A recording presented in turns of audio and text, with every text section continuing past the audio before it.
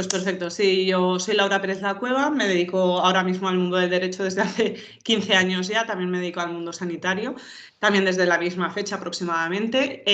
Hice derecho, después hice parte de enfermería, acabé el auxiliar y empecé a trabajar en 061 los fines de semana y a su vez monté varios despachos de abogados que aún a día de hoy están abiertos en Barcelona y funcionan todos. Lo que pasa que yo pues, soy una mente inquieta y empecé a hacer lo que era el tema de judicaturas después de haber estado ya colegiada para apuntarme también en las bolsas de jueces y fiscales sustitutos que se iban pues renovando, pero estaban bastante paradas en ese periodo de tiempo. Durante todo este periodo pues he estado también trabajando en despachos varios como colaboradora, externos, grandes despachos y después en pequeños despachos también para aseguradoras. Hace aproximadamente 6 años ya, más, 8 años, que pasan muy rápido, inicié una cooperativa jurídica sin ánimo de lucro, de iniciativa social y solidaria, que se dedicaba básicamente a incurrir en lo que era pues, la defensa de los trabajadores y trabajadoras, llevando también a otros temas pues, en relación con consumidores y usuarios, el tema de idental, que golpeó bastante fuerte. Entre varias sedes que habían dentro de las provincias de España, a las cuales acabamos yendo al TJUE en la Comisión Europea para la defensa de ellos. He estado en proyectos en relación con el Estado, en relación con la Comunidad Autónoma de Cataluña, sobre todo, y en relación también con la defensa de consumidores y usuarios en otro tipo de temas que no tenía defensa propiamente por la Administración pública. Y actualmente hice judicaturas, ahora estos últimos 4 años también. Estoy actualmente en un despacho de abogados como directora jurídica teniendo 15 letrados a cargo y básicamente me dedico a todo lo que sea pues el mundo de derecho tanto administrativo o social, laboral, penal, llevando incluso los temas pues, entre ambas jurisdicciones también, pues derivados de temas de violencia de género que también tengo una especialidad. Y bueno, saqué 4 másters diferentes derivados también de relaciones laborales, también de recursos humanos, también hice el máster de Fiscalidad Internacional y como puedes ver pues no me ha aburrido en mi vida haciendo cosas relacionadas siempre con el mundo del derecho, con la administración pública, con el Ministerio de Justicia, por supuesto, y bueno, ya pues colaborando con temas de proyecto, de gobierno, del Parlamento de Cataluña y en temas del TJUE, ¿no? En otros tipos de ámbitos, sea más bien tipo sociosanitario o de bien pues de tema de defensa de los derechos de los españoles frente a el propio Estado, frente al TJUE. Esa es básicamente una trayectoria inicial de lo que he hecho, pero he hecho muchísimas cosas. Sí, bueno, he estado entretenida todo este tiempo. Es ahora cuando he pensado empezar a parar un poco más y dedicarme ya pues en casos más puntuales, no tan grandes, casos que no sean pues tan gravosos, porque al final pues tocas muchas materias, tocas temas muy importantes, ves y conoces mucha gente y por supuesto es una pena algunas defensas de derechos que teníamos que hacer, ¿no? En aquel momento. Entonces, bueno, prefiero dedicarme al ámbito más tranquilo, que digo yo, son primeras instancias y instrucciones penales, ¿no? Y estar más tranquila pues solicitando igual derechos, pero pues en otras instancias, ¿no? Porque cuando ya empiezas a escalar instancias arriba puede llegar a quemar la profesión. ¿Y qué consejo le daría a alguien que quiera compaginar la oposición con la abogacía o con cualquier otra profesión? Pues primero de todo, mirar qué tipo de oposición hacemos, o sea, cuál es la oposición que queremos hacer y cuál es el destino también de lo que vayamos a hacer. Quiero decir, hay que tener una mente de opositor dentro de todo tipo de oposición que haces y hay oposiciones que son más sencillas, por así decirlo, y hay oposiciones que son pues, más complicadas, ¿no? Al final uno tiene que ser consciente de qué tiempo tiene, cómo lo gestiona, qué organización de tiempo tiene, porque al final compaginar una oposición con un trabajo es un apremio de horas.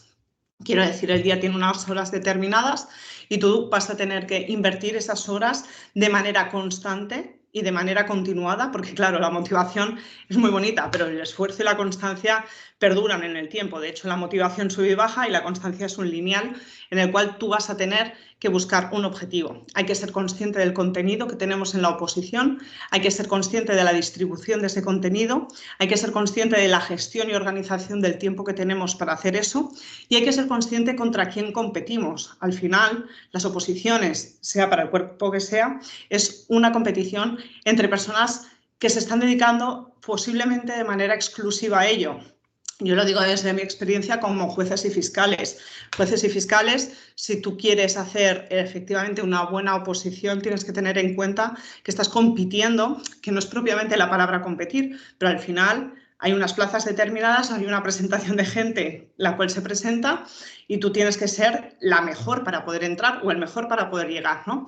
Entonces, tienes que ser muy consciente de que esa gente que se está presentando es posiblemente y fácilmente personas que acaban de salir del grado de Derecho y que se van a dedicar a ello porque es el perfil mayoritario de este tipo de gente, el cual se levanta a las 6 de la mañana y estudia todo el día hasta las 6 de la tarde.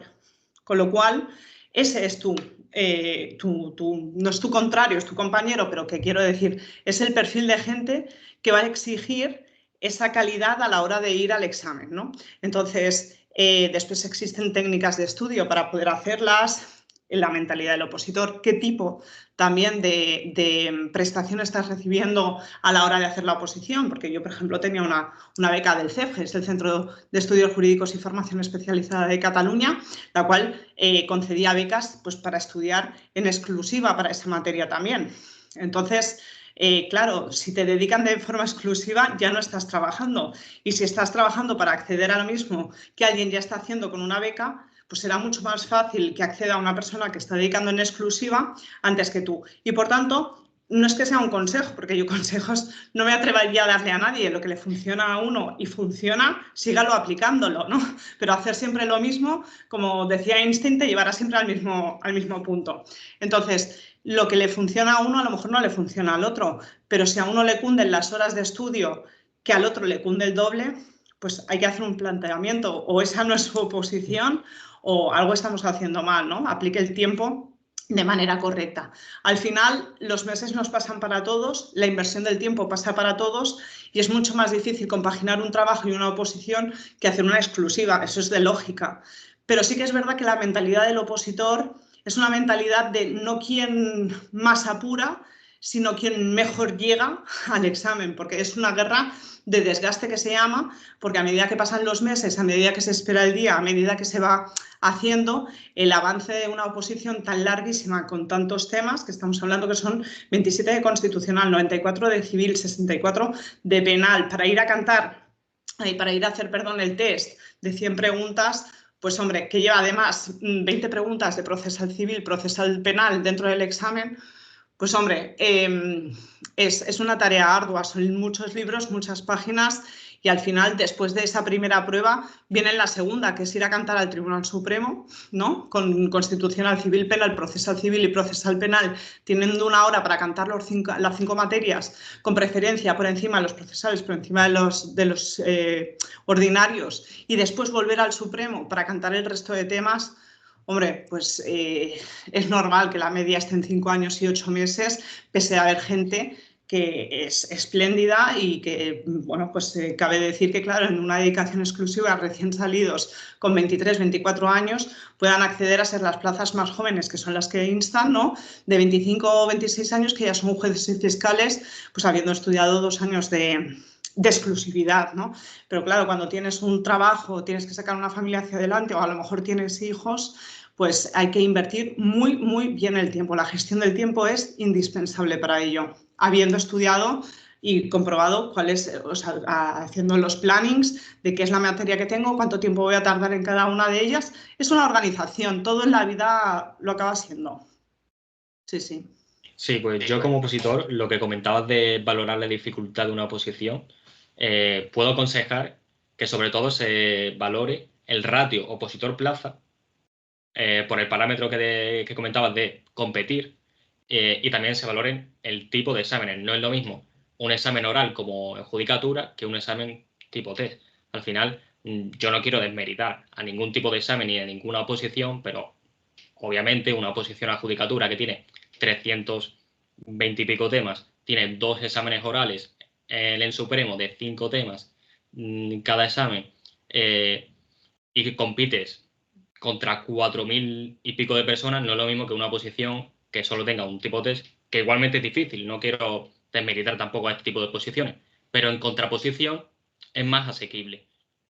E igual, no es lo mismo judicatura, que salen alrededor de 200 plazas cada año, que una oposición de la que salgan 1.000, 1.500 o 2.000.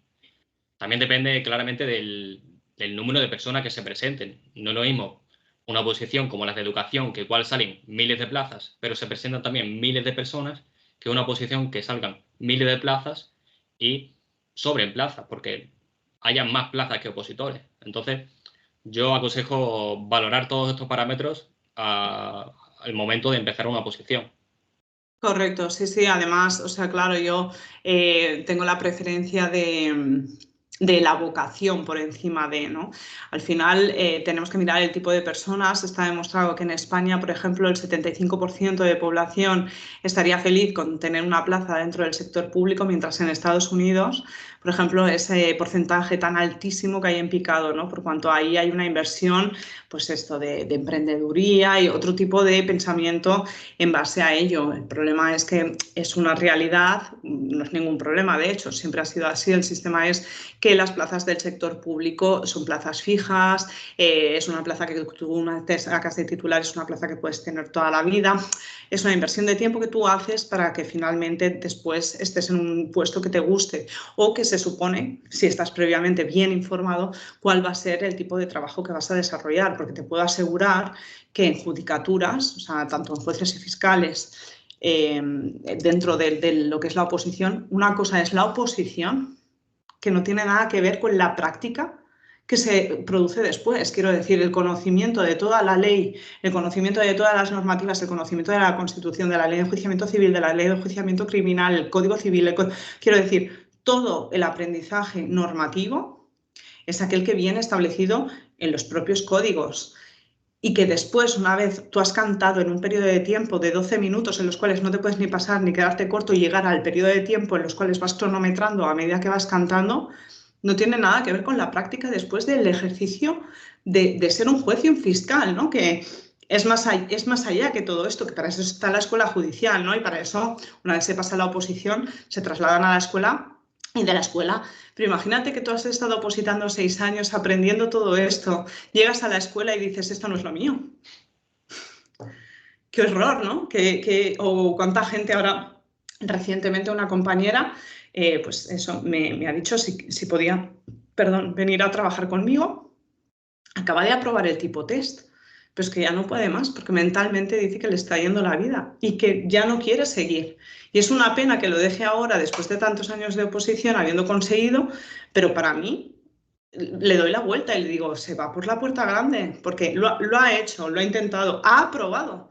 Podría continuar, pero se ha dado cuenta de que hacía 4 años o 5 años sí y ahora no. Y no pasa nada, porque al final la inversión del tiempo es lo que te llevas. Y al final, si tú no ves claro algo en lo que vas a estar toda la vida, porque es la plaza para toda la vida, pues oye, ¿qué problema hay? Te vas por la puerta grande que has aprobado y al menos, mira, ¿no quieres ir al Supremo? No vayas. Si es que si ya has agotado los cartuchos, ya has llegado hasta aquí, has decidido que no, pues ya está, no pasa nada, no pasa nada. El tener una oposición, el mensaje que quiero trasladar es que no es sufrir, no es perder 20 kilos, no es devolver cada día, no es tener un estado de nervios, no es tener ataques de ansiedad, no es... O sea, el ser opositor es llevarlo con una normalidad de que cuando llegue el examen, pues llegará y no pasa absolutamente nada. O sea, es un periodo de tiempo en el cual se está adquiriendo unos valores, unos conocimientos determinados para ir a eso. Si eso es pasarlo mal,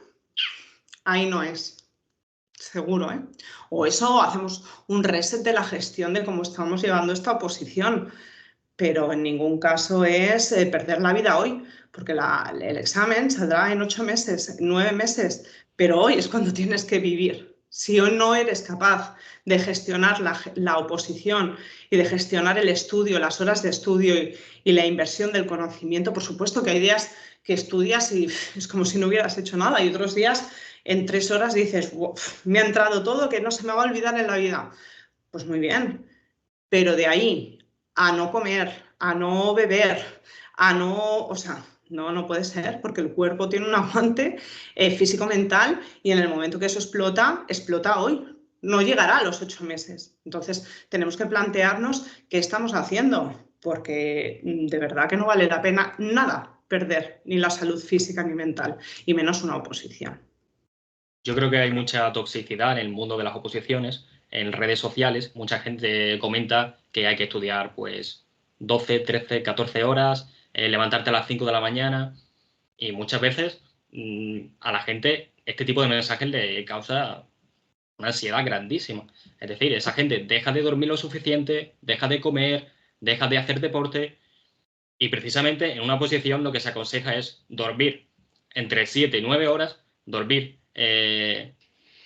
porque dormir va a hacer que luego puedas memorizar eficientemente, hacer ejercicio, porque también va a hacer que puedas memorizar y, por supuesto, comer adecuadamente.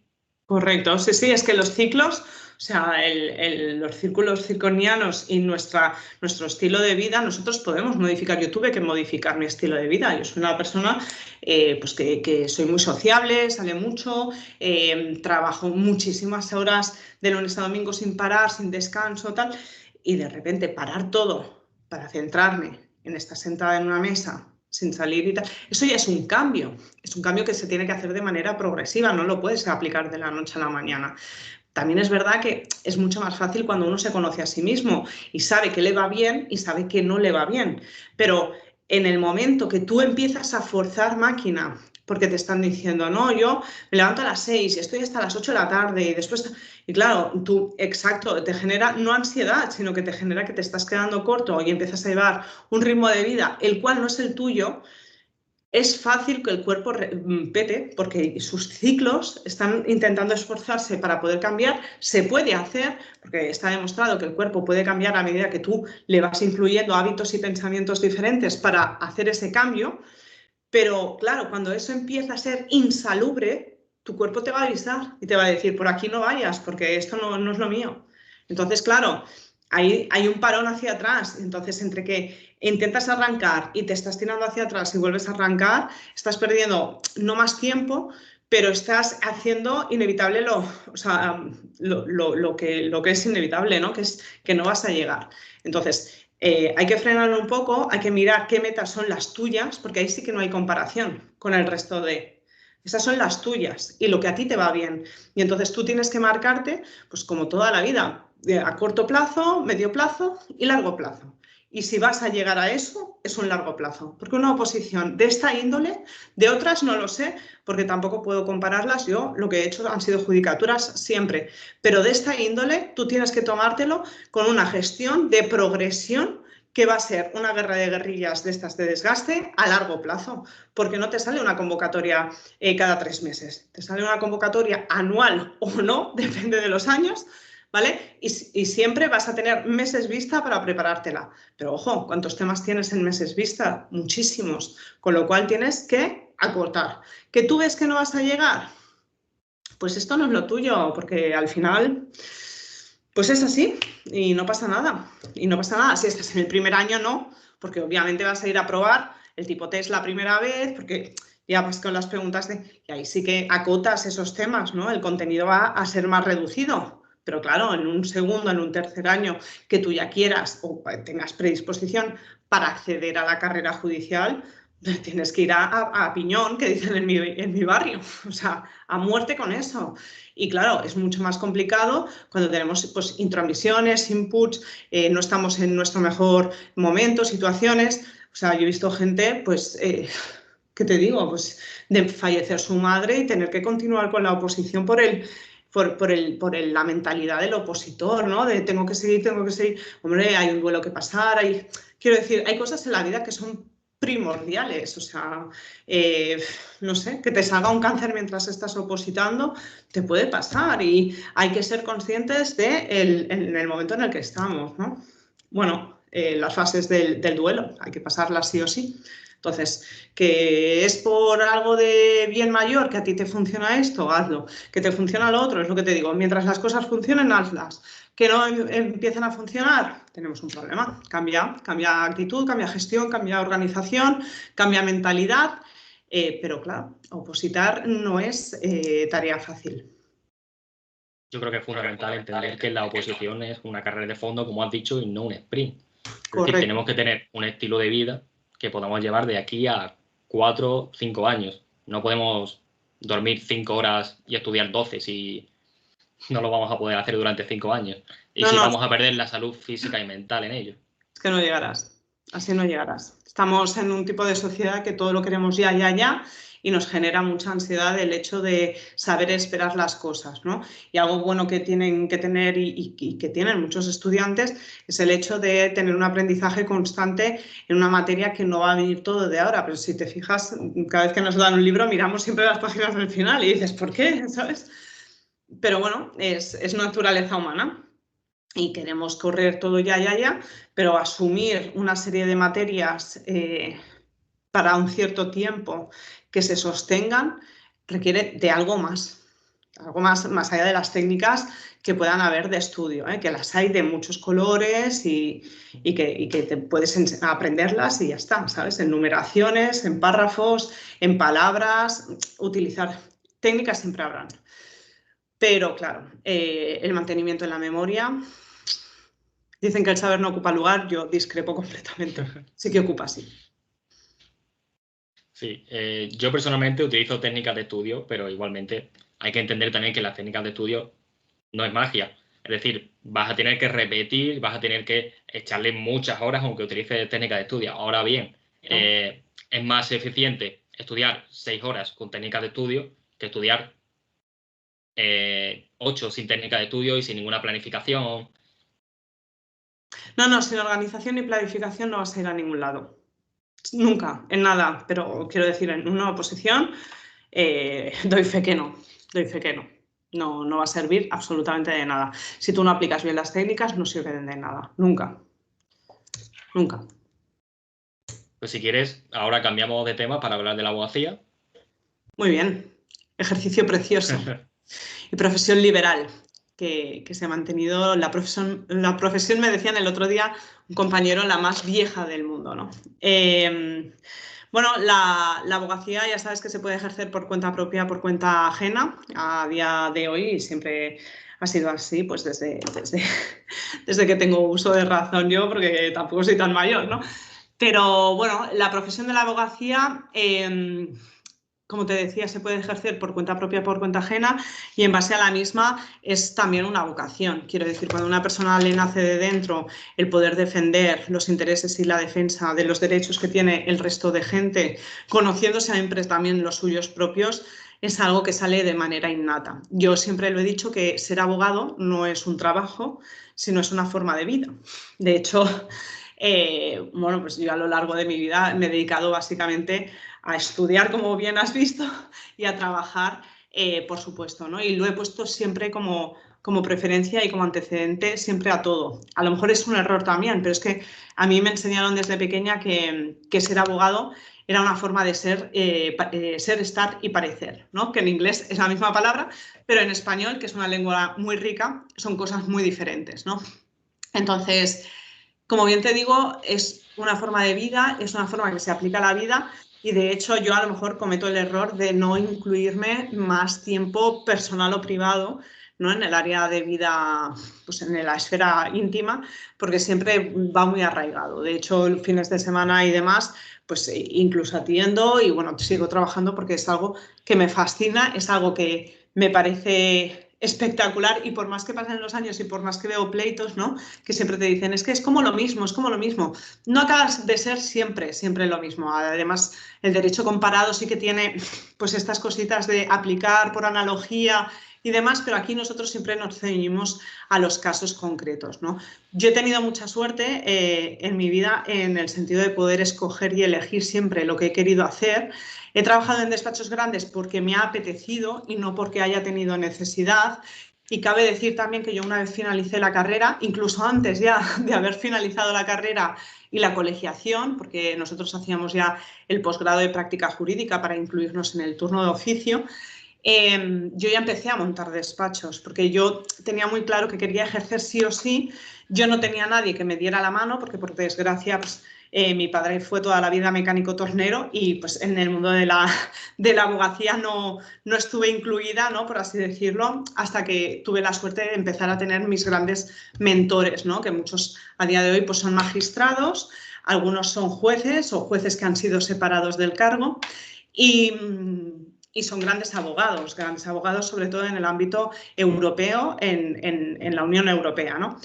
Entonces, esta es la suerte que yo tuve. También es verdad que muchos mentores míos pues, han fallecido por el camino y he aprendido muchísimo de mucha gente, ¿no? Pero sí que es verdad que he tenido la libertad de, bueno, que nadie me ha marcado un camino, de seguir, de continuar, y yo misma me he ido pues, pegando tortas por doquier, ¿no? Pues porque es lo bonito de la vida también y de ahí también se aprende, ¿no?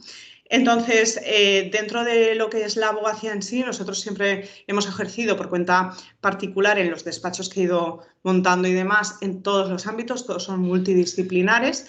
Y entonces, una vez finalizada la práctica jurídica, ya en mi época, tú ya podías acceder a lo que era el turno de oficio. Dentro del turno, pues me adscribí pues, a penales, obviamente es mi devoción. Y me encantan los penales y entonces cogí toda la zona de Barcelona, el Baix Llobregat y el Besós, porque aquí en el ICAP lo distribuyen por zonas, ¿no? Y entonces ya empecé a ejercer sobre todo lo que era el penal. Visto esto, tuve la oportunidad de que el gobierno pues, me dio una beca para el proyecto DAFNE, que era un proyecto básicamente para entes jurídicos tanto privados como públicos, para el tema de la concienciación, el tratamiento, porque concienciación no había ninguna, era el tratamiento de la violencia de género. Entonces, dentro de esto me especialicé en este máster para hacer violencia de género y entonces inicié lo que era pues, la especialidad dentro de violencias de género, las cuales se arraigaban después, pues que tú tienes un plazo de un mes para interponer las medidas civiles en el caso de tener hijos menores de edad y entonces ya inicié también con el tema de familia, ¿no? Lo cual también pues, es otra experiencia nueva. Y en relación con ello, ¿cuánto gana una abogada del turno de oficio? Porque creo que hay bastante mito en relación con ello. Una abogada en el turno de oficio gana lo mismo que un abogado en el turno de oficio. Los letrados en el turno de oficio ganan en función de las bases establecidas de los módulos que se aprueban por parte de la Consellería, en este caso de Justicia. Creo que era el año pasado la última aprobación de módulos que hubo en el 2023. Firmaron el acuerdo Gemma Ubasart, que es ministra es consellera, ¿no? Que se dice aquí en Cataluña, de Justicia, con el presidente del ICAP. En este caso nosotros estamos en el turno de oficio del ICAP, el Ilustre Colegio de Abogados de Barcelona. Yo desconozco, porque son pactos que se llevan a acuerdo con la Consellería en el ámbito de la materia autonómica, digamos, pero cada colegio de abogados pues, tendrá sus módulos. Aquí hay más colegios de abogados, está Terrassa, está Granollers, quiero decir, hay varios colegios dentro del ICAP, que es el nuestro. Se aprobaron los módulos el año pasado, que me parece que la subida que hubo, bueno, no me lo sé de memoria, pero te puedo asegurar que es ridícula. O sea, ridícula desde el 2008 me parece que fue la aprobación de los módulos anteriores, con esta del 2023, que ha sido esta última que se aprobó por la consellera y el presidente del Colegio de Abogados, pues no sé, a lo mejor es un 0,8% de subida en un periodo de 15 años para el letrado y letrada del Colegio de Abogados de Barcelona en las asistencias que hace. Sí que es verdad que sucede como en otros colegios de abogados, pues como el ICAM, el Colegio de Abogados de Madrid o más colegios, el hecho de que si doblas las guardias y demás, pues hay una serie de incentivos, pues los cuales pues están también reconocidos dentro de este acuerdo, ¿no? Pero al fin y al cabo, pues la subida, como puedes comprobar, en lo que es cuestión de subida de vida en 15 años y lo que es en subida de vida de las actuaciones, ¿no? Porque nos distribuyen las diferentes actuaciones que se hacen en materias, ¿no? En el penal, pues actuación pues, asistencia al detenido, artículo 544 ter, quiero decir, una serie de actuaciones que hace el abogado que tiene que justificar, porque a día de hoy aún seguimos funcionando con el justificante por escrito, firmado y sellado por parte del juzgado, cuando hay un montón de medios telemáticos y de la digitalización de la oficina judicial que está aprobada desde hace muchos años también, que se podría hacer de manera automática o en todo caso digital o electrónica para evitar el uso de ese papel, que es una tontería, pues a cargo de esto, pues cada actuación que tú justificas a través de la página web, en este caso del Colegio de Abogados, pues te van acumulando los importes correspondientes, ¿no? Y claro, después está pues, la materia pues, está penal, después tenemos la civil, después la laboral en función de si tenía las cuantías correspondientes la persona que ha sido, o sea, que ha sido cliente, que al final acabó cobrando, pues ya se sabe también cómo funciona. Quiero decir, cada una de las materias vienen determinadas. Nosotros me parece que tenemos en estos módulos últimos de 2023 36 páginas, donde sale actuación por actuación el coste de todas y cada una de ellas. Y bueno, lo que te vengo a decir es que pues la profesión de abogado parece ser que en 15 años solo ha incentivado, ¿no? en la vida 0,8% de su vida por actuación procesal, ¿no? Pues qué pena, ¿no? Al final es una queja constante por parte de los abogados del turno de oficio, que el turno sea digno, que haya suficientes medios, suficiente calidad de, ¿sabes? Que sea algo que se pueda vivir de ello, ¿no?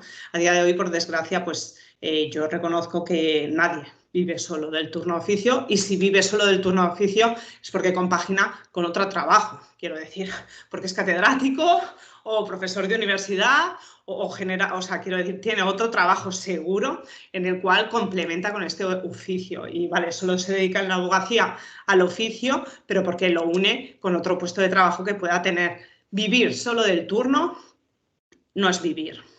No es vivir. No es vivir de manera independiente. Ojo, cuidado. Si me estás hablando que eres una persona que acaba de acceder al turno, ¿no? A hacer el grado, a hacer el posgrado de práctica jurídica y que te has recién puesto, pero claro, no tienes ningún gasto me refiero a que no tienes que pagar pues un piso que aquí en Barcelona, yo no sé por ahí, pero aquí en Barcelona es horrible, o sea, la especulación inmobiliaria que hay en esta ciudad no tiene nombre.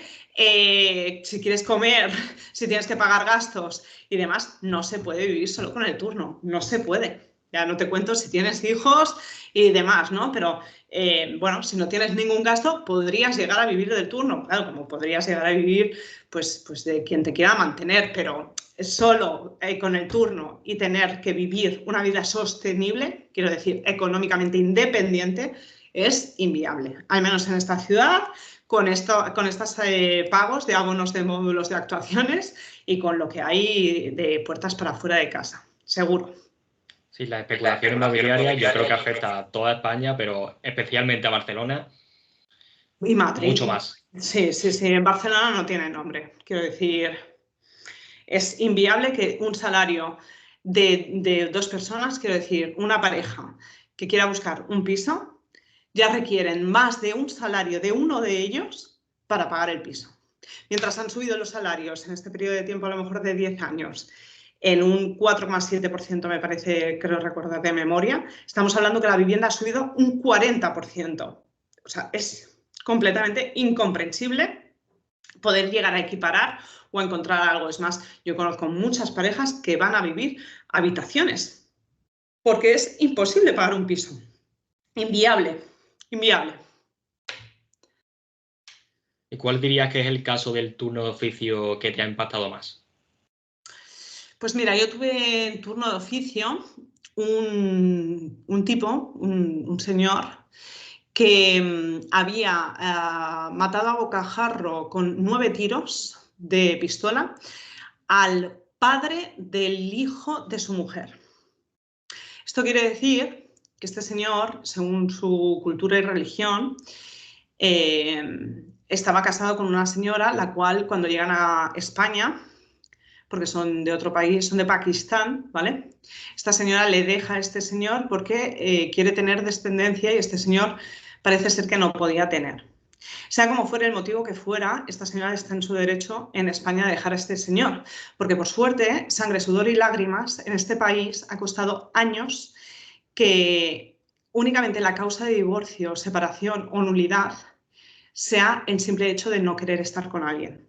Quiero decir, esto no sucede en otros países y hay que estar muy consciente, atento y feliz en este sentido de que pueda ser así, de que no haya que demostrar como en otros países latinoamericanos pues una infidelidad, una causa ulterior para poder llevar a cabo este tema, ¿no?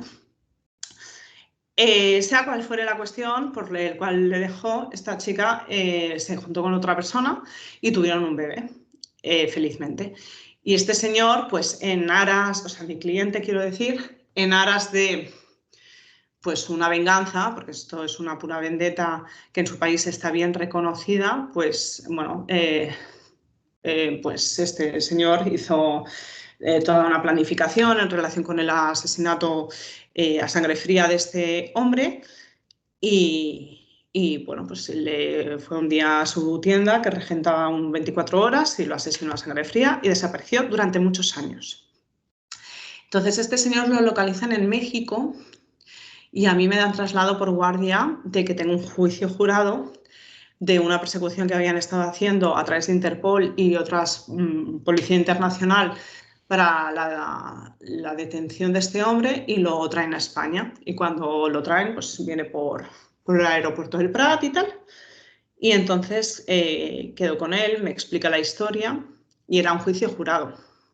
Entonces yo le empiezo a explicar que los juicios jurados, como bien sabemos, el 98% de casos salen en condena, porque es una realidad. O sea, el jurado está formado por personas legas en derecho, que no tienen conocimiento pues, bastante suficiente y que en este sentido, no en el tanto de conocer el derecho como tal, sino en la aportación del grano de justicia que tienen a la sociedad, entienden que condenando hacen más que, ¿vale? Total, que el tipo me dice que yo era demasiado joven para representarle, que no le gustaba porque yo era mujer y ya teníamos un problema. Y entonces yo le dije, yo de lo que sé mucho, de lo que no sé nada, pero de esto sé bastante. Y yo creo que puedo bajarte bastante la pena, porque para el tiempo que te van a solicitar tienes que pensar que es un asesinato.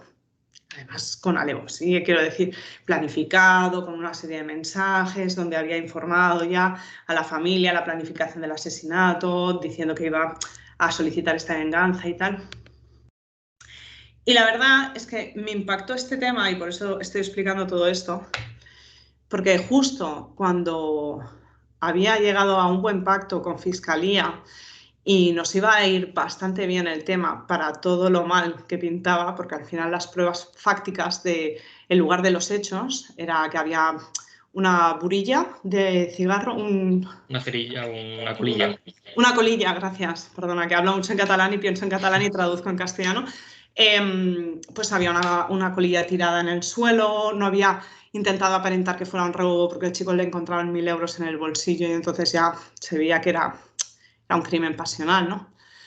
Y cuando ya lo tenía todo ligado para que le cayera la mínima de todo, con un buen acuerdo, con un buen pacto, que sabía que al final no iba siquiera a estar más de poco tiempo, el chico en cuestión, o sea, mi cliente en cuestión, pues se colgó en celda. Con lo cual fue... No es una... A ver, él perdió más, ¿no? Al final también, pues todo tiene remedio menos la muerte, ¿no? Pero a veces frustra el hecho de tener un buen acuerdo, o sea, frustra el hecho de no alcanzar lo que uno pretendía, ¿no? Y en este caso me dio rabia y, bueno, impotencia, pero al final las decisiones de la gente que es mayor de edad y que tiene su propia capacidad de decidir está fuera de tus manos. Y yo siempre lo he dicho, si está fuera de mis manos, que también esté fuera de mi cabeza, ¿no? Entonces, bueno, pues no pasa nada, fue un aprendizaje y ya está. De estos, después he tenido unos cuantos, ¿no? En el Tribunal Superior de Justicia de Cataluña también estuve en el turno de oficio precisamente por una política bastante conocida que venía con turno de oficio y justicia gratuita. Increíble, increíble. porque, bueno, había estafado pues una serie de millones de euros a dos personas que habían sido recientemente declaradas en discapacidad, ¿no? Bueno, ahora se llama en medidas de apoyo, ¿no? Para personas que precisan de medidas de apoyo, pero en aquel momento pues eran personas que se les concedía la incapacidad judicial, ¿no? Personas llamadas discapacitadas en aquel entonces. Y también fui de turno de oficio precisamente a la Audiencia Provincial de Barcelona estuve, ¿no? Y también al final pues le pedían muchísimos años de prisión, ¿no? La dejé libre y al cambio de pagar pues responsabilidades civiles que encima las fraccionamos y demás.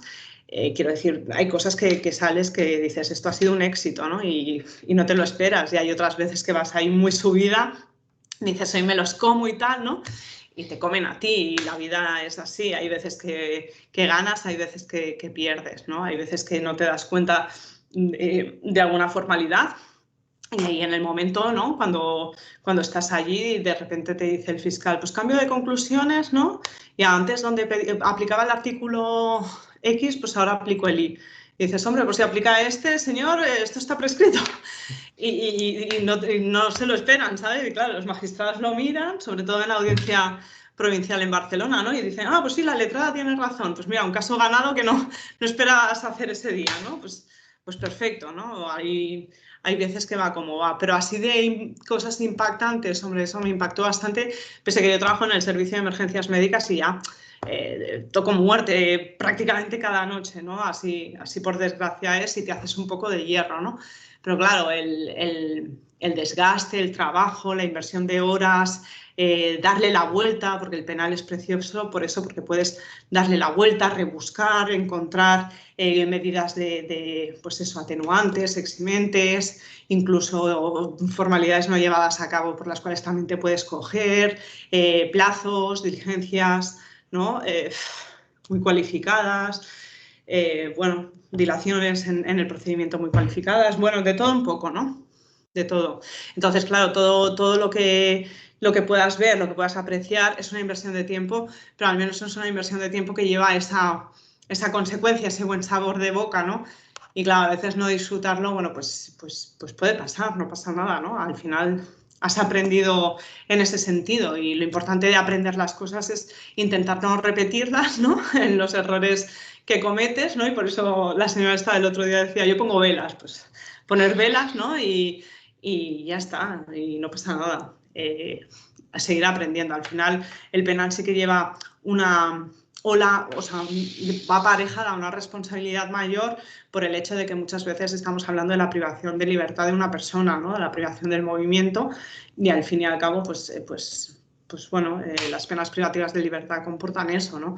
Y por eso tienden a tener ese plus, ¿no? De esfuerzo mayor, de responsabilidad mayor, pero claro, no puedes inventar lo que no es y no puedes, tienes que trabajar con lo que es objetivo, ¿no?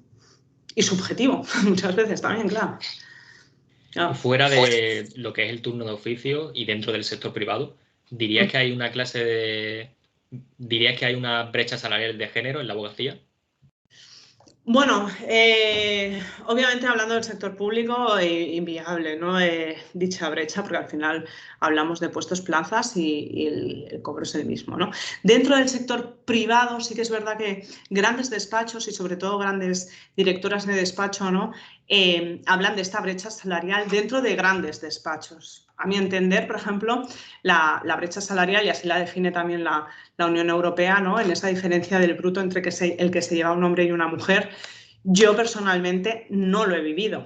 ¿Pero por qué? Porque yo ya me hice empresaria, ya me puse a trabajar por mi cuenta, ¿no? Dentro de lo que es la abogacía. Y como te decía en un principio, la abogacía también se divide entre esta cuenta ajena y esta cuenta propia, ¿no? O sea, si trabajas por cuenta ajena o si trabajas por cuenta propia. Yo creo que la brecha salarial no es algo que se perciba dentro de lo que es la categoría en pequeños despachos, a lo mejor. A lo mejor se puede ver más bien en grandes despachos, ¿no? Porque yo siempre, por ejemplo, era no es que me quejara, pero yo siempre decía, ¿cómo puede ser que la Universidad de Derecho esté lleno de mujeres y los grandes despachos estén llenos de hombres? O sea, es que no me explotaba la cabeza, decía, no puede ser, ¿no? Y ahí sí que lo veía mucho, claro, también te estoy hablando de hace 20 años, ¿no? Que era cuando yo pues, me metí en Derecho y empecé con prácticas y tal. Claro, yo a mi entender, yo desconocía si mis compañeros, por hacer lo mismo que yo, cobraban más o menos en este sentido. Yo creo que en los pequeños despachos, yo al menos siempre he incentivado, y de hecho a la vista está, yo solo me he unido en los despachos que he montado, menos en la cooperativa, que me junté con dos compañeros ya, pero todos los despachos anteriores éramos todas mujeres, siempre, siempre. Pero también cabe decir que todas trabajábamos por cuenta propia, siempre. Hacíamos colaboraciones con grandes despachos, pero yo, por ejemplo, cuando hacía las colaboraciones con grandes despachos, las hacía con letrados, o sea, las hacía con abogados. Siempre eran pues el director jurídico. A día de hoy yo, bueno, como bien me he presentado y soy directora jurídica. O sea, yo tengo letrados a cargo por debajo. Pero a lo largo de mi recorrido siempre he colaborado igual con abogadas que con abogados. Como preferencia y tal, yo no he distinguido nunca. Yo cuando contrataba un letrado, lo contrataba en condición de la categoría profesional, la aplicación del convenio colectivo que tenemos todos, de oficinas y despachos de la provincia de Barcelona, que es el que reconoce a los abogados, del año correspondiente, o sea, del año que fuera. Entonces, nunca he distinguido entre unos y otros. Yo nunca, por suerte, lo he vivido, pero sí que es verdad que, como te comentaba, no he trabajado para grandes firmas por cuenta ajena. Entonces, tampoco sabría decir si este tipo de despachos, que por lo que he leído y han publicado, ¿no? Pues en Juris and Economist o en algunas revistas que son de carácter literario de derecho, conforme se quejan las compañeras de que efectivamente esta brecha existe. Yo, personalmente, no la he vivido, pero tengo que decir que dentro de los despachos sí que es probable o posible, que no es mi caso, ¿eh? Yo ya te digo, a mí me traen un currículum, un hombre, una mujer, y miro, y me da igual que sea hombre, que mujer, la edad, me da igual. O sea, quiero decir, la actitud, el hecho de querer aprender, el hecho de mejorar. Todo esto es algo inalienable que tiene que tener un buen trabajador, porque como te decía, un abogado, más que un trabajo, es una forma de vida. Entonces, a mí, en este sentido, no. Yo quiero decir, en materia de emprendimiento, yo he visto tanto hombres como mujeres hacerse y hacerse a sí mismos como profesionales. A día de hoy son buenísimos, o sea, he visto crecer tanto compañeras como compañeros, y por igual, nadie, o sea, no he visto esto. Sí que es verdad que dentro de lo que ya no es la brecha salarial, porque en este sentido yo entiendo que la aplicación de los convenios tiene que ser igual, sí que es verdad que más allá de ello, no en tanto a la aplicación del bruto a percibir por hombres y mujeres, sino en cuestión de materias, sí que es verdad que hay una queja, o ha habido una queja generalizada por parte de compañeras, de que asumían tareas que eran mucho más sencillas que la de los compañeros. Esto sí que a mí me lo han trasladado. No ha sido mi caso. A mí me tiraban a los leones y a mí no me daban opción a coger casos facilitos. A mí me daban ya directamente al TJUE o contra la política de turno por la obra ilegal hecha aquí. O sea, quiero decir, que te iban a cambiar el fiscal y los magistrados y estas cosas, ¿sabes? O sea, que no iba a ser sencillo, ¿no? Y en este sentido yo esto no lo he vivido. Que sí que es verdad que es una realidad y que ya no trasciende a lo que es la brecha salarial, sino al tema del techo de cristal y demás, que las letradas, digamos, de oficina son abogadas y los directores son abogados. Pues bueno, sucederá en firmas determinadas, pues sí, claro, como sucede pues en el Corte Inglés, que las dependientas son independientes y el encargado de planta es un hombre.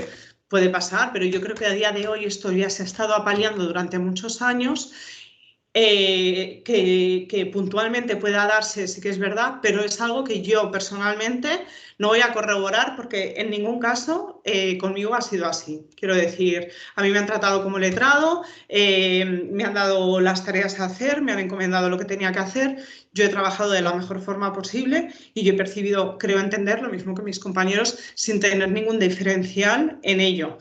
Que sí que es verdad que las mujeres atienden a que después, digamos, insertarse dentro del mercado laboral cuando son madres y demás, sí que es verdad que se les hace las jornadas parciales o jornadas que son más acortadas y demás. Pues sí, que eso impide darles grandes cargos o grandes temas. No debería por qué, pero eso al final volvemos a lo mismo. El ser abogado es una profesión liberal y quien quiera tratar su despacho de determinada manera, pues son decisiones empresariales que al final es una empresa o un despacho es una empresa que toma pues quien lo tiene a cargo. Yo por suerte, pues los despachos he tomado las decisiones yo y yo creo que las he tomado de la mejor forma posible y creo que así es por cuanto siguen todos abiertos y todos funcionan sin necesidad de estar yo siquiera. Con lo cual entiendo que brecha salarial, si la hay, no es algo generalizado.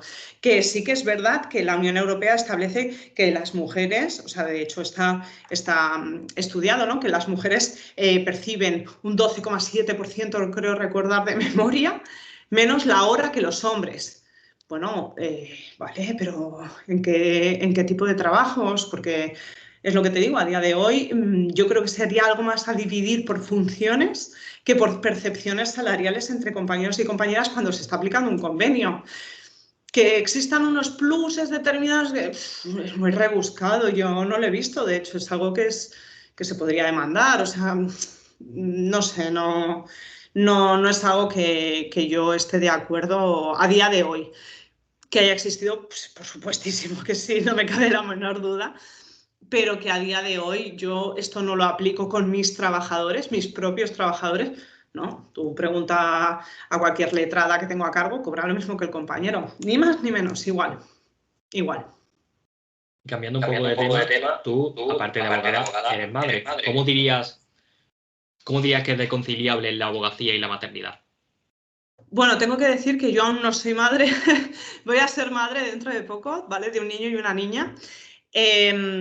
A partir, pues cuando vengan, ¿no? Pero a partir de junio o julio seguro, ¿no? Entonces, bueno, yo lo que estoy empezando a implantar son ya medidas dentro del despacho para llegar a una efectiva conciliación de la vida personal y familiar, que está muy bien sobre el papel, pero que la realidad ahí sí que tengo más problema, ¿no? En tanto que creo que la aplicación real de estas conciliaciones para gente que trabaja por cuenta ajena funciona en otros ámbitos, pero en el ámbito de la abogacía, pues volvemos a lo mismo. Ser abogado puede ser por cuenta propia y por cuenta ajena. Obviamente, por cuenta propia, mi experiencia, bueno, el otro día estuve haciendo una vista, un verbal era, y la compañera que vino, claro, me vio embarazada y tal, y, bueno, pues felicidades, gracias, y me dijo literalmente, yo hace 19 días que di a luz. 19 días. Y le dije, eres autónoma, ¿no? Está claro, ¿no? Y me dijo, sí, por supuesto, soy autónoma. Claro, ¿qué sucede? Que tenemos el pensamiento, ¿no? La obligación, ¿no? Cuando trabajamos por cuenta propia, claro, es que distinguir mucho la cuenta propia y la cuenta ajena es importante, porque cuando tú trabajas por cuenta propia, o sea, cuando tú eres un autónomo de toda la vida, ¿no? Tenemos esa obligación constante de que no nos podemos poner enfermos, no podemos coger días, no podemos, pues eso, tener hijos y obviamente queda muy lejos la conciliación de la vida personal y familiar, ¿no?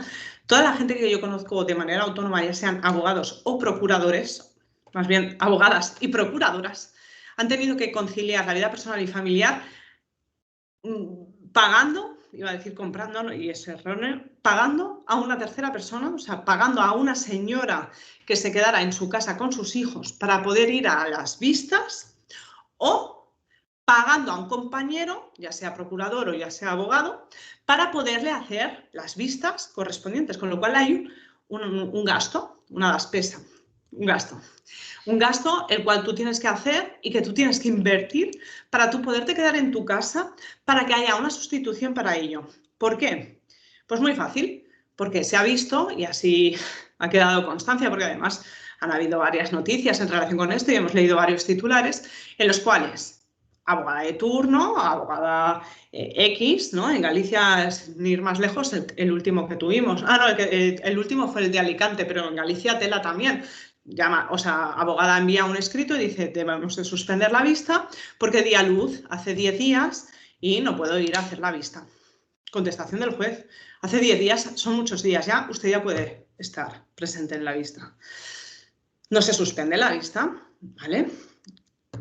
Compañera letrada interpone una queja, dice que se tiene que suspender la vista porque no puede ir a juicio, literalmente porque tenía una cesárea. Esta chica no podía caminar físicamente. Se le vuelve a denegar la vista, queja en el Consejo General del Poder Judicial, juez amonestando a la letrada, pitote, pitote. Entonces, ¿queremos ser madres? Sí, pero queremos un apoyo por parte del sistema, ya no solo del propio sistema, que tampoco te lo pone fácil, porque ¿dónde están las ayudas? ¿Dónde están los incentivos para poder tener hijos? Por parte del gobierno, me refiero, o por parte de las comunidades autónomas, porque mucho rollo con la ayuda de los 100 euros de madre trabajadora, bueno, ahora se la dan a trabajadoras y a no trabajadoras, ya, da igual. Pero quiero decir, no hay una incentivación real. Pero es que dentro del Ministerio de Justicia, en la propia profesión, porque una cosa es el sistema como tal, que no te lo deja fácil, vale, ok. Pero otra cosa es que dentro de tu trabajo, o sea, dentro de la propia profesión en el Ministerio de Justicia, no te den los mecanismos suficientes para poder tampoco gestionar el ámbito laboral cuando tú eres una trabajadora por cuenta autónoma. Porque si tú estás por cuenta ajena, bueno, mira, estás en un despacho o en un gran despacho, que si no vas tú, irá Juanita o irá Pedro o cualquier compañero que trabaje dentro del despacho a hacerte la sustitución correspondiente. Esperemos, ¿no? Que tengas un despacho que tenga la infraestructura como tal, porque tú al final trabajas para una persona o para una sociedad, para una persona jurídica, la cual tú sí que tienes unos derechos reconocidos como letrada. Como letrada, ¿no? Como trabajadora. Entonces, ¿qué sucede? ¿Que tiene más derechos una trabajadora por el hecho de estar por cuenta ajena que una trabajadora que es autónoma cuando ejercen la misma profesión? No, esto no es correcto. O sea, tú tienes el derecho de encontrarte mal, de poder faltar a una vista en un día puntual y tienes también el derecho de disfrutar que acabas de tener pues una cesárea, que será lo más probable que tenga yo, y que a lo mejor me cueste levantarme 5 días de la cama. Y esto lo tiene que entender su señoría, que no vas a poder ir. Lo que pasa que, ¿qué sucede? Que se juntan varios factores. El factor principal es que para designarnos una vista, o sea, hasta que llega el decreto de admisión a trámite de la demanda con la interposición de fecha, por ejemplo, en un laboral, ¿no? De acto de conciliación y juicio, pues no sé, hoy me ha caído uno que me ha llegado para el 11 de diciembre del 2025, creo recordar, de memoria. Entonces, claro, si miramos el reloj, estamos a 20 de abril y esto significa que el cliente en cuestión va a tardar para ir a una vista de despido, que es un procedimiento en teoría urgente en base a otros derechos laborales, ¿no? Como una reclamación de cantidades o tal, que son procedimientos ordinarios, pues va a tardar 1 año y medio prácticamente en ir a vista.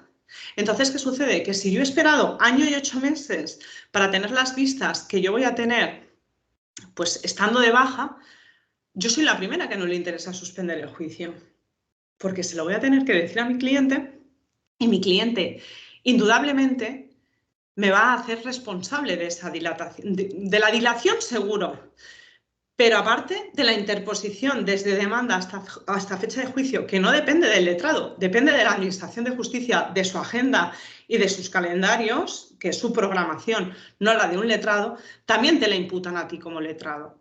Entonces, ¿qué sucede? ¿Con qué cara le dices tú a un cliente que le suspendes la vista? Porque claro, no puedes asistir. Pero es que si físicamente de verdad no puedes asistir, yo me he programado mi cesárea para hacer las vistas de la semana de antes y de la semana de después, porque voy a tenor de la agenda que yo no quiero romper, porque sé que el cliente me lo va a imputar a mí. Yo creo que el problema de la poca conciliación de la maternidad y la profesión es un problema generalizado hacia todas las autónomas, en realidad, o hacia casi todas las autónomas. Entonces, igual se debería enfrentar el problema desde la institución del autónomo en vez del trabajador por cuenta ajena. Correcto, es que además si nos fijamos, o sea, quiero decir, tanto el trabajador por cuenta ajena como el funcionario de la administración pública, porque claro, no te puedes comparar y yo entiendo que tanto el LAJ, letrado de la Administración de Justicia, como el juez, como cualquier fiscal, como cualquier funcionario que trabaja dentro del Ministerio de Justicia, tenga sus derechos, o sea, tenga el derecho de tener actualmente ya de entrada las 16 semanas, sean de maternidad o sean de paternidad, ¿vale? Ampliables ahora a partir de junio con la aprobación, en teoría, de la ley de familias por parte del gobierno que amplía de 16 a 20 semanas a partir de junio del 2024, o eso dijeron, porque aprobado de momento no está, ¿vale? Pero si esto entra en vigor, yo entiendo que esta gente son los primeros que te dicen, no, yo estoy disfrutando mi permiso de maternidad o de paternidad en las 16 o en las 20 semanas que me corresponden. Y tú, chitón, y en esa sección no hay nadie. Y el LAG está afuera. Y tú, chitón, porque es su derecho. Pero tú como autónoma, decir que tú no puedes porque te lo diga un tercero, que en este caso a lo mejor es el juez, porque es quien te tiene que suspender la vista, y que te diga que no, porque ellos sí que tienen el derecho y tú no lo tienes, mira, no. Es que ¿sabes qué pasa? Que al final la profesión te dicen, la has elegido tú.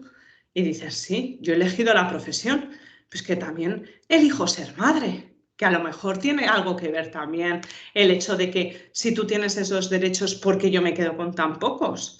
Porque ya no vamos a entrar en tema de impuestos ni nada, pero vamos a entrar en tema de derechos. Y los derechos yo también los tengo. Entonces, en el momento que tú dices, yo quiero una conciliación de la vida personal y familiar, pasa en un autónomo, pasa por lo que te he dicho. O pagas a un tercero para que te haga las vistas, o pagas a una persona para que esté con tus hijos, o directamente, bueno, yo voy a optar por la medida de el reacondicionamiento de llevar un proyecto que sea efectivo y real de conciliación de vida personal y familiar, que tiene que pasar porque haya un parque, literalmente un parque de bebés o montar una guardería en el despacho. Va a pasar por ahí, porque yo como madre he visto a muchas compañeras tenerse que ir a sacar leche al baño del despacho, tener que salir en horas corriendo como unas locas para arriba y para abajo por el tema de fiebres, por el tema de que dejan a los niños en las guarderías a los 6 meses.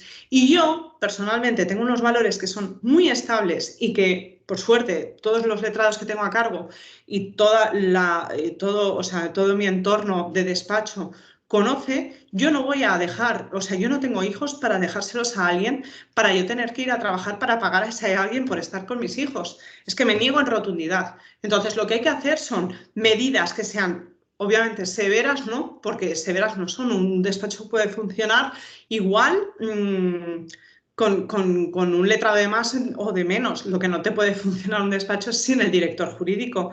Entonces, yo sé que tengo que trabajar y sé que tengo que ir a trabajar, pero claro, yo necesito ir a trabajar conciliando realmente con unas medidas que sean efectivas. ¿Que hacemos algo que no se ha visto anteriormente? Lo haremos. ¿Qué funciona? Ya te lo he dicho, todo lo que funciona, hacia adelante. ¿Qué no funciona? Tendremos que cambiar el plan. Pero en ningún caso voy a abandonar un ámbito tan importante de mi vida que he tardado tanto en conseguirlo, porque el trabajo yo siempre voy a tener. Siempre. O sea, el derecho no acaba nunca. Casos entran cada día, juicios cada día. Y eso yo ya sé dónde me lleva, dónde me ha llevado durante todos estos 20 años. Entonces, sé dónde va eso. Lo que pasa es que quiero incluir una nueva experiencia que yo creo que me merezco como persona, porque soy profesional, pero también persona, en una conciliación real. Y el Ministerio de Justicia, perdón, no refiere nada de esto, porque hay puntos que no hay que tocar. Entonces, yo creo que sí que hay que coger puntos y hay que empezar a tocarlos si es que queremos conciliar realmente, ¿no? Si es que queremos llevar a cabo realmente esas medidas para que esas letradas, que no nos olvidemos, es un grueso enorme en la profesión, ¿vale? Igual de válido, igual de fuerte, y es más, creo que es más, hay más letradas en el Colegio de Abogados, me parece, de Barcelona, que letrados a día de hoy. ¿vale? Entonces, estamos hablando que hay más de un 50% de profesionales los cuales no están cubiertos en esa materia, que a lo mejor no tiene por qué, porque es una decisión personal de cada una de las compañeras, de las mujeres al fin y al cabo, que engloban la profesión, pero si quieren decidir tener hijos, no puede ser que vaya acompañado de una pérdida de la profesión, no puede ser que vaya acompañado de una excedencia por parte y de volver con ya no reducciones de jornada a cargo de familiares menores, ¿no? Sino de volver en jornadas parciales. Creo que no es justo para las compañeras y que alenta el desarrollo de la profesión en ellas y que muchas de estas, yo incluidas, no nos atrevemos a ser madres antes porque queremos subir y sabemos que eso nos va a frenar. Y esperamos tanto, tanto, hasta el día que te dicen que ya si no tienes, ya no vas a poder tener. Entonces, creo que nos merecemos empezar a conciliar. Y yo, te lo he dicho en previa, sé que me voy a pelear con mucha gente dentro del Ministerio de Justicia, porque yo voy a ir con mis hijos al juzgado, porque no hay ningún cartel que a mí me prohíba. Y todo lo que no está prohibido está permitido. Entonces, yo creo que tengo el derecho de poder ejercer mi profesión teniendo que ir acompañada de mis hijos porque no quiero que se queden con alguien que no sea yo. Y si a mí me dan, pues, toque de alarma o, no sé, o me llaman al orden o lo que sea, yo me acogeré a las leyes procesales que hay y haré lo que tenga que hacer. Pero yo no voy a dejar de ejercer mi profesión y perder mi desarrollo profesional que tanto me ha costado alcanzar por el hecho de querer ser madre. Porque creo que ahí sí que se genera una injusticia, no solo para la persona, que es un derecho fundamental, sino como trabajadora de la profesión. Y creo que eso es lo que hace que muchas mujeres pues se acorten, bueno, decidan no tener hijos por su carrera y que después cuando quieran sea demasiado tarde. Creo que no es justo. Sí, yo coincido totalmente contigo. Creo que lo más lógico sería que todo el mundo pudiese conciliar la profesión con la maternidad. Pero bueno, cambiando un poco de tema, si quieres hablamos de la psicología criminal, que es un tema que a ti te interesa mucho. Y si quieres podemos empezar con la explicación de cómo diferenciamos un psicópata de un sociópata. Bueno, estudiando todo lo que son pues, las conductas criminales y demás, tienes razón, ¿eh? Es un mundo que a mí me apasiona y me vuelve loca. Es algo que en estas materias yo creo que siempre, siempre en la vida, a lo largo de la vida, mi abuelo decía, aprendemos tarde y morimos pronto, ¿no? Y yo le decía, no, pero mientras aprendamos es lo importante, ¿no? Pues estas materias siempre te van saliendo y siempre se ha ido desarrollando también, ¿no? Dentro de lo que es la criminología propiamente, el estudio de las conductas, ¿no? O sea, hay muchos estudios que denotan y muchos autores que no voy a nombrar porque harían las mil, ¿no? Hablan primero pues de la facha, o sea, de la forma de la cara, ¿no? Para poder estudiar el estudio de conductas que se hacen a través de criminales, ¿no? O sea, los criminales tienden a tener una serie de rasgos físicos incluidos. Lombroso, ¿no? Es un autor. Correcto, entre otros. Entonces, estudios que se han generado a través de eso también, después empieza ya la materia de cómo mentir, ¿no? La gente que conduce a la PNL, a la programación neurolingüística, ¿no? Paul Ekman también es uno de los que estudiaban el tema de cómo se miente y demás, y te dicen, ¿no? Por la forma de cómo hace microexpresiones el cuerpo y tal. Derivado de ello, poco a poco se empezó a estudiar la ciencia ya de la neurociencia, ¿no? El funcionamiento propiamente del cerebro de un criminal, que ya empezó en el siglo pasado y en el otro, ¿no? Y entonces a través de ello pues, se cogían estudios varios en los cuales decían, bueno, es que esta persona no ha sentido nada a la hora de producir pues, un homicidio, un asesinato, bueno, una serie de conductas delictivas, ¿no? En las cuales la persona entendía que lo había hecho bien, ¿no? Y más allá de los estudios ya propiamente de la conducta de la propia persona, cómo reaccionaba, cómo hacía tal, no sé qué, empezaron a hablar del tema del cerebro y la neurociencia de cómo funciona esto, ¿no? Las diferencias claras entre psicópata y sociópata es la clara frase de un psicópata nace y un sociópata se hace, ¿no? Entonces, la diferencia propiamente, ¿no? Porque nosotros ahora ya empezamos a ampliar los conceptos, ¿no? De, pues eso, psicópata, sociópata, empieza a haber el término narcisista que anteriormente en tiempos pasados no se estudiaba, empieza a desarrollarse ahora pues propiamente desde hace prácticamente pues, 15 años hacia ahora, ¿no? A través de los estudios que se hacen en conductas psicosociales, o sea, conductas de relaciones que se tienen pues, con este tipo de personas dentro de la sociedad, ¿no?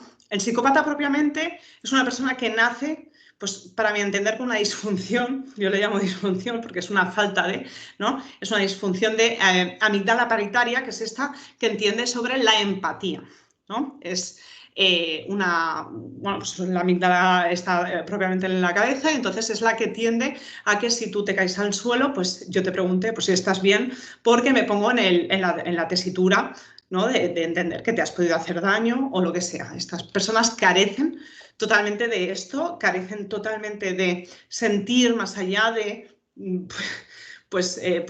funciones de terceros, de ponerse en posiciones de otros. Por supuesto, ellos viven como, bueno, pues como un mundo muy material, ¿no? Un mundo donde ellos intentan estar ubicados, pero no, nada les cuadra, ¿no? Más bien un sociópata propiamente es una persona que a lo largo de su vida, yo le llamo adolescentes no resueltos, pero tiene un porqué, tiene una explicación, ¿no?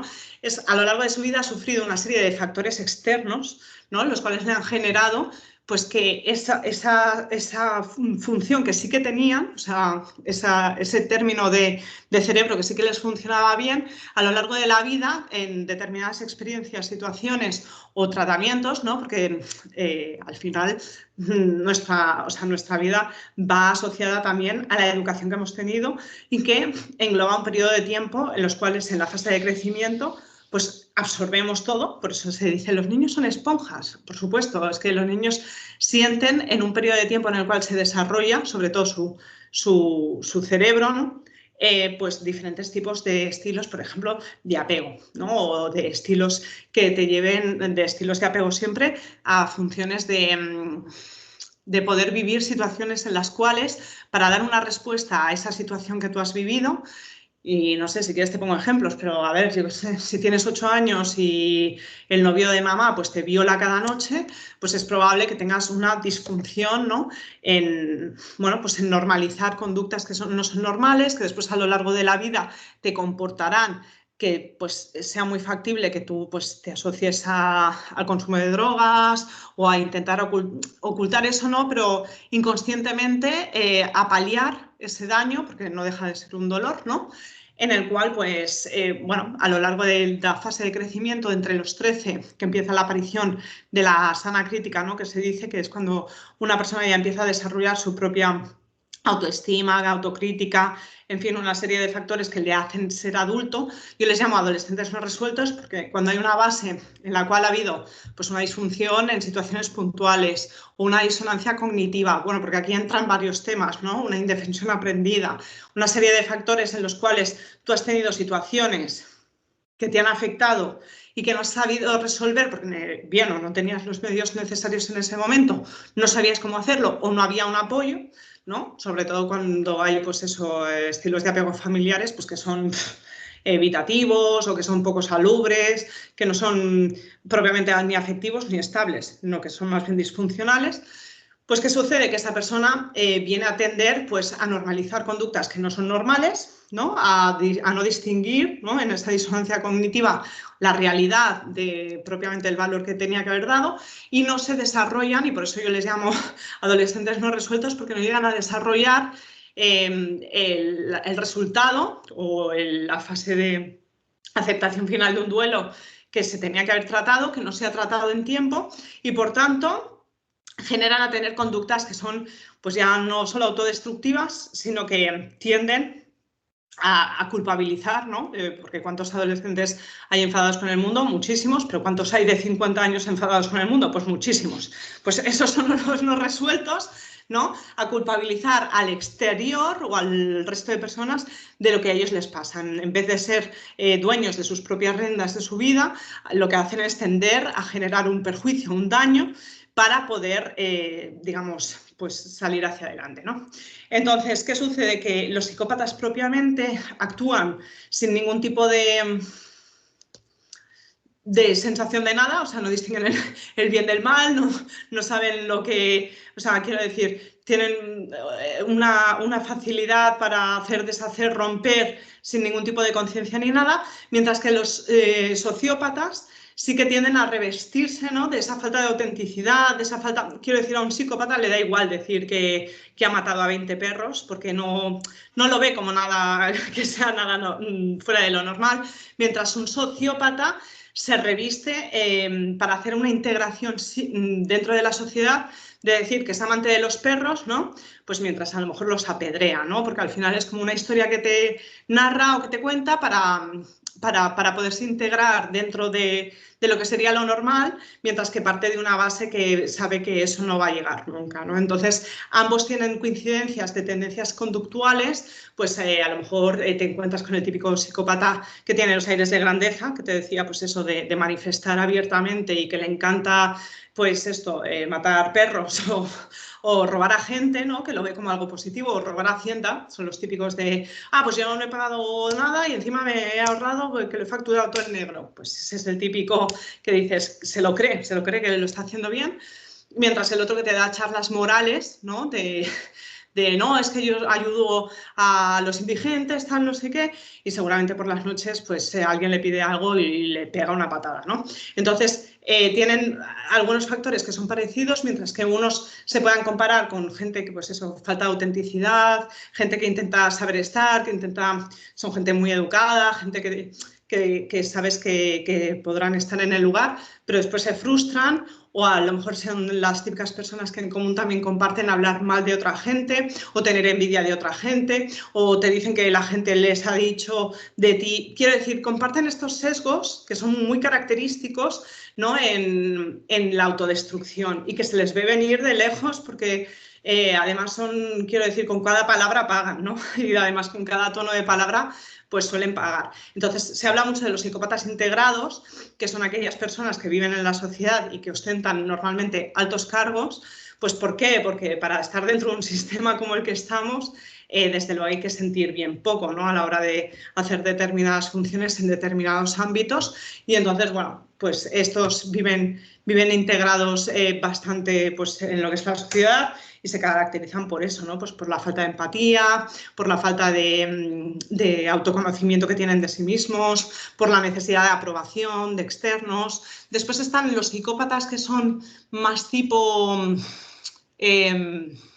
que no tienen esta grandiosidad, sino que son más tipo victimistas, ¿no? Y que de hecho ahora hay una serie muy reconocida en Netflix que se llama Mi reno de peluche, que habla de este tipo de psicopatía, ¿no?, que es el que a través de la victimización del agresor entramos en el cuadro de Hells, ¿no?, en el cual hay una víctima, un agresor y un defensor, ¿no?, ¿cómo se llama?, una persona un cuidador, ¿no? Entonces, es muy fácil ir cambiando en la posición del triángulo, perdón, entrando a hablar con estas personas, lo que es una realidad, o ya entablar algo, ¿no?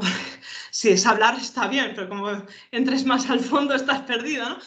Pero lo bueno no, o sea, lo malo que tienen estas personas es que al final, claro, cuando una persona hace responsable todo lo que le sucede afuera, pues si tú estás cerca, algún día tú serás responsable, ¿no?, de esto. Entonces, es preferible, si eres una persona empática, evitar el tema de tratar como quieres que te traten, porque al final no a todo el mundo se le puede tratar igual, y al final, si eres una persona empática y tal, pues eres carne de cañón para este tipo de personas que sin duda pues tendrás una manipulación, ¿no? Porque ellos al final parten de una base muy pequeña, creciéndose mucho, pero al final, si no hay aprobación externa, si no hay input externo, si no hay manipulación, no hay, si tú no los subes, pues no hay sentido. O sea, ¿sabes? Tú no tienes, ¿cómo se decía en catalán? En castellano, perdona. si yo no tengo miedo, tú no tienes poder, ¿no? Entonces, claro, es que es complicado. Pero sí, son sesgos fascinantes. Los psicópatas integrados me encantan. No delinquen y puede que nunca lleguen a delinquir. Son, por ejemplo, el compañero trepa, el jefe explotador, el novio manipulador. Correcto. Es un mundo asombroso, la verdad. Correcto. Y es más, o sea, sí que producen conductas que son de sanción. Quiero decir, un psicópata y un sociópata siempre saltarán un semáforo. Otra cosa es que cuando los pillen, le dé la vuelta suficiente para que no pase nada. Un psicópata y un sociópata nunca te tocarán la cara, pero te harán violencia psicológica. Un psicópata y un sociópata podrán burlar derechos porque los conocen lo suficientemente bien como para saber que no les van a pillar. Y es la típica frase de psicópata y sociópata, los que te dicen, no, yo pegarte no te voy a pegar nunca, porque ya sé que va a venir la policía. Son los peores. ¿Y cómo dirías que podríamos detectar a un psicópata? Pues sobre todo por las características que tienen, ¿no? Del sesgo, lo que decíamos, ¿no? Las conductas. O sea, lo bueno que tienen los psicópatas, y yo aprendí mucho de Ronnie B. Wood, que es el chico este de Psicopsiquis que te comentaba. Él tiene incluso diferencias entre psicópata, sociópata y narcisista, ¿no? Y diferentes caracteres que cada vez, como te digo, se van ampliando. Porque al final, cuando tú miras una conducta en sí misma, no la puedes tipificar. Es un conjunto de cosas y un conjunto de situaciones. Al final, no es tanto la acción, sino la conciencia que hay detrás de la acción, ¿sabes? De cada uno de ellos. Entonces, ¿qué sucede? Que esta gente actúa a conocimiento y a sabiendas, o sea, son intérpretes, algunos mejores que otros, pero son buenísimos, porque como se han pasado toda su vida intentando simular sensaciones que tienen otros que ellos no tienen, quiero decir, tú cuando sientes algo, es algo natural, es algo auténtico. Cuando tú imitas la sensación que tiene otro cuando siente eso porque tú no puedes sentirlo, es algo que se nota. Entonces, una de las características principales para detectar a esta gente es ver que no son auténticos. Ellos, tú ya notas que no son auténticos, o sea, que actúan más bien en base a la imitación, porque ellos están imitando lo que tú generas cuando sientes eso, pero ellos no pueden sentirlo por sí mismos. Entonces, como no pueden sentir, lo que hacen es imitar, que es algo que hacemos innatamente todas las personas, digamos, en la vida, ¿no?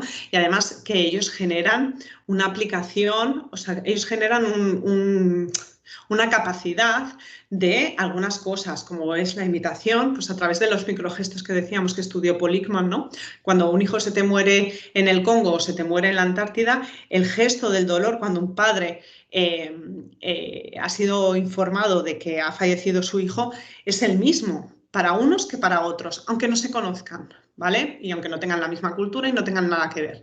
Esto es algo que los psicópatas estudian mucho en base a la imitación, sobre todo de sesgos faciales y de sesgos de sentimientos que tendrían que tener y que no producen y que ellos no van a entender, porque no lo van a entender, simplemente lo van a imitar para que tú pienses que ellos están, pues en este caso, sufriendo, ¿no? Entonces, una característica muy grande que tienen es que no son personas auténticas. Es algo que tú ves la imitación. Después tú ves la grandiosidad. Es gente que te cuenta y te narra grandes batallas, cual el Quijote han hecho en su vida y a lo mejor no han hecho nada, ¿vale? Pero te lo explican de una forma que a ti te parece que han descubierto, pues no sé, otro planeta, ¿no? Y que han conseguido unas grandes hazañas, las cuales siempre ellos, por supuesto, son héroes y que el resto del mundo, pues pese a impedirles todo o tal mal se portaron con ellos o tanto le fastidiaron en la vida, pese a con todo lo consiguieron, ¿no? Porque, bueno, porque esos aires de grandeza que tienen son muy características de los psicópatas también, ¿no? También cabe decir que es lo que te decía, necesitan esa aprobación externa, o sea, ellos son constantes buscadores de gente empática que les quiera no les quiera nutrir, pero inevitablemente ellos necesitan esa aprobación externa de esas personas para poder ser algo, porque es que si no ellos ya saben que no son nada, ¿no? Porque realmente necesitan, gente que necesita de una habilidad muy social, cosa que no les pasa a los sociópatas, que en cambio ellos no quieren, ¿sabes?, estar con gente. Entonces, bueno, gente que tiende a generar mentiras patológicas que no tendrían sentido, quiero decir, pues desde que han a lo mejor estado ayudando a una abuelita a hacer la compra, sabiendo que es mentira, sabiendo que no aporta nada, ¿no? O sea, quiero decir, mentiras patológicas desde decir que tienen pues tal coche o tienen tal piso o se dedican a hacer tal profesión y es completamente mentira, ¿no? Aquí un pequeño apunte, ¿cómo se llama el chico este? El timador del Tinder, ¿no? Tan conocido que aquí en Barcelona tuvimos un caso bastante parecido al cual yo tuve que vivir de cerca, ¿no? Porque acabamos poniendo una querella contra este chico, cuyo nombre no voy a nombrar, pero este chico, depende con qué mujer estaba, pues decía que ejercía una profesión o ejercía otra profesión, perdona, se llamaba de una forma o se llamaba de otra. Y bueno, vivía en un barrio, vivía en otro, quiero decir, una creación de falsa identidad, la cual hacía que partiera en cada una de las historias, que yo siempre lo dije, este chico tiene una memoria impecable, porque lo bueno que tienen las mentiras es que te tienes que acordar de ellas para con quién estás, quiero decir, depende con quién pases esa noche. Tenías que seguirte creyendo eso y al día siguiente, al coincidir con otra mujer, en este caso, te tenías que inventar, o sea, mantener la nueva identidad que habías creado con ella, ¿no? Entonces, claro, esta transposición de personalidades, que parece múltiple, ostras, es para quitarse el sombrero en la habilidad, o sea, en la capacidad de la habilidad que ha adquirido esa persona para poder hacer eso, ¿no? Porque esa persona tiende a mantenerse, o sea, a sobrevivir en ese estado de personalidades, ¿no? Que es bastante triste el tener que hacer eso porque es un ejercicio mental muy grande, pero claro, es lo que te decimos, si no tiene habilidades o capacidades neurológicas que desarrollen otra cosa, es normal que si tú no sientes absolutamente nada, puedas llegar a crear o a pensar que crear diferentes personalidades es algo positivo y que, por tanto, la capacidad la inviertes en eso. Y después, si tú aprendiendo 27 temas de derecho constitucional, alucínate, ¿vale? O sea, que esto también es un rasgo que también tienen, o a lo mejor, pues eso, tienen faltas propias de remordimiento, tienen falta de culpa, tiene falta, por supuesto, de empatía, ya te lo he dicho, no distinguen digamos, lo bueno y lo malo porque no sabe distinguirlo, o sea, no es que no haya tenido la educación que a lo mejor ha tenido una madre y un padre majísimos y se han volcado con un apego súper afectivo encima de esta persona, ¿no? Y de un apego muy seguro, intentándole hacerle distinguir, pero para él es lo mismo, para ella, porque aquí no, el género no transpone, o sea, esto es aquí a erga omnes, ¿no? Entonces, este tipo de gente no, aunque les hayan enseñado, no lo han sabido ver, pero porque ellos mismos no saben distinguirlo, ¿entiendes? Aunque te hayan explicado muchas veces, es inviable. Entonces, eso también se nota por cuanto normalmente pues, es gente que a lo mejor tú tienes una entrevista de trabajo, ¿no? Y te llaman y te dicen, oye, es que me tienes que llevar, yo qué sé, al veterinario porque mi perro... Y tú dices, ya, no, es que tengo una entrevista de trabajo. Y bueno, te hacen un chantaje emocional que, bueno, que hasta tú piensas, ¿no? Pues espera que cambio la entrevista para hacerla más tarde, ¿no? Que ese es el error que cometemos y que cometen, y yo me incluyo, que cometemos y cometen la gente empática, en querer ayudar. Nosotros no somos salvadores de nadie y al final nos acabamos mojando de responsabilidades que tiene el otro, ¿no? Y al final tú no vas a la entrevista de trabajo para llevar a otra persona al veterinario, que podría ir en cualquier otro momento, o buscarse la vida, que es su gato o su perro, y después tú dices, he perdido el trabajo que me podían haber dado, y estos no sienten culpa alguna, porque piensan que la culpable eres tú por haberles ayudado en realidad, ¿sabes? Y que la culpa es tuya, que eres muy débil por ser empática, porque ellos no lo hubieran hecho. Entonces es gente que te falta siempre que tú tienes un problema, te escuchan, o sea, te explican toda su vida y tal, tú escuchas, y cuando tú vas a dar palabra, te cortan. Pues esta gente, vamos, o sea, detección de psicópatas Tienes en un sistema como el actual, es muy fácil, no es que sea fácil detectarlos, es que a la gente, como dicen en mi pueblo, va a su marcha. Entonces, ir a su marcha es una cosa, pero perder solidaridad, sororidad, pues empatía y compartir con gente, no se puede perder, porque es que al final nosotros somos humanos y lo que nos junta y nos une siempre es más que lo que nos separa. Entonces, lo que no podemos hacer es caer en tramas, porque al final es una agenda oculta que lo que tiene esta gente. O sea, esta gente cuando te ve, no ve una persona, ve un instrumento que manipular, que manejar y que buscar una finalidad. Y que si no te saca nada, no le vas a servir. Entonces, yo creo que el mejor instrumento, ¿cómo detectarlos? Es eso, pero el mejor instrumento de defensa es ser una persona íntegra y marcar límites, ¿no? De decir, bueno, hasta aquí, y de aquí, como decían en Dirty Dancing, este es mi espacio y ese es tu espacio. Pues a partir de aquí bailemos, ¿no? Pues esto es algo parecido, o sea, no puede ser que haya una invasión a la intimidad de una persona nada más conocerla, al segundo día decirle que quieres a esa persona y al tercer día estar enviándole 30 mensajes, porque eso sí que tiene un nombre. Y a día de hoy, eso por suerte está penado en el Código Penal, ¿sabes? Y es carne de denuncia. Entonces, ¿qué sucede? Que normalmente el psicópata amedrenta tanto a la víctima que la víctima no acaba denunciando. Y ahí tenemos otro problema también, ¿no? Y es que este tema es extensísimo, pero claro, es que volvemos a lo mismo. Entramos dentro de los márgenes de la ley, donde el psicópata conoce más la ley que la víctima, porque suele ser así. Y entonces ahí es donde, bueno, caen hostias por todas partes, ¿no? ¿Qué dicen? Perdón, pero es así. Sí. Podríamos decir en resumen que los psicópatas tienen falta de empatía, son muy buenos actores y serían muy buenos opositores, porque para memorizar tantas mentiras. Sin duda. De hecho, muchos de los cargos que están dentro de oposición libre o oposición concurso o mérito, muchos son psicópatas. Mira lo que te digo. Yo he visto psicópatas en todas las administraciones públicas.